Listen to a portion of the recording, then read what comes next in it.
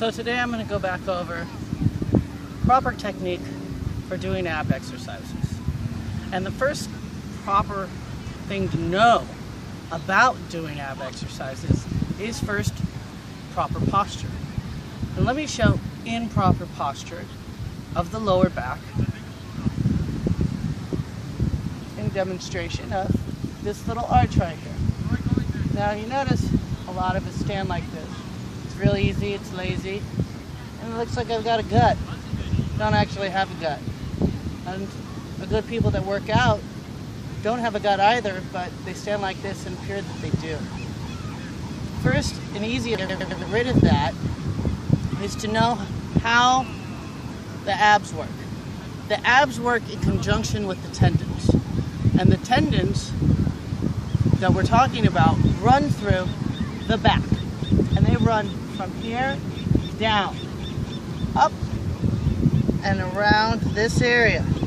Come up here, and you'll notice when I tilt my hips, that pulls those abs back, comes back, and now this line pops and shows through.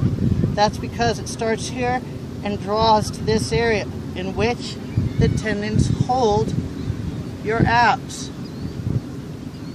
When you're told in ab exercises by teachers, instructors at the gym, private training, what may have you, a lot of them say, suck your abs back.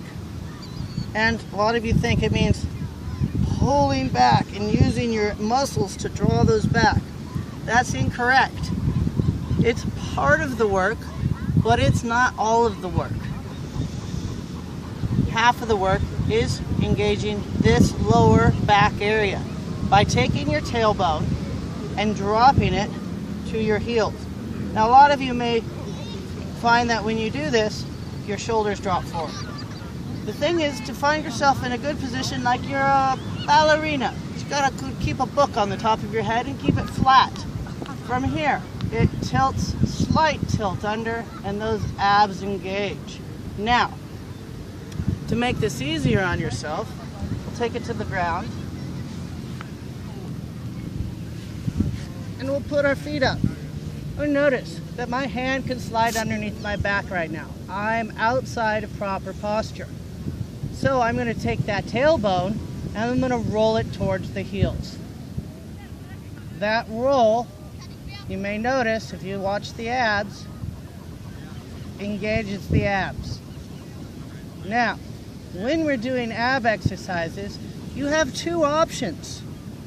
Now, you'll notice I'm going to unengage and I'm going to come up in an ab crunch. Notice, when I come forward, it pushes out. This is because I'm not engaged and I'm pushing forward with my abs. Now, if I tilt under, come up, this area kicks back, and now I'm training my abs to go backwards. So if I'm doing any kind of exercise here, and I keep that rolled under, those abs are training backwards. But if I let it go forward, now they're going out,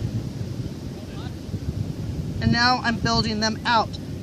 Basically, we're like clay, and you can decide how to sculpt your body. If you decide you want big, thick abs, and now there are people that do. Now we're talking football players, extreme athletes. They need that layer of muscle as protection. But there are other people that walk around in daily life and models that want to have a more streamlined ab structure, pulling back, well-defined, not bulging forward. And the way to get that, again, is to engage and roll under. So when you're doing your abs, you want to keep that low and flat. No matter what exercise you're doing, you want to make sure those stay lined up. Now, let's say we're doing side crunches. Notice I'm throwing forward and I'm here.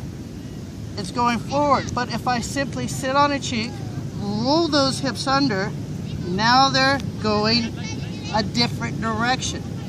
You can train your abs any way you want to, but you have to do this yourself. If I'm rolling, I can do that here. Now they're going out. They're not drawing in. I'm not doing all the work. But if I kick and roll under, tailbone to heels, then it is. It doesn't matter what you're doing. If you're coming up and crunching forward, pushing forward, that pushes it out. But if you roll under, it draws back. Thank you very much for joining us. I hope you learned something today.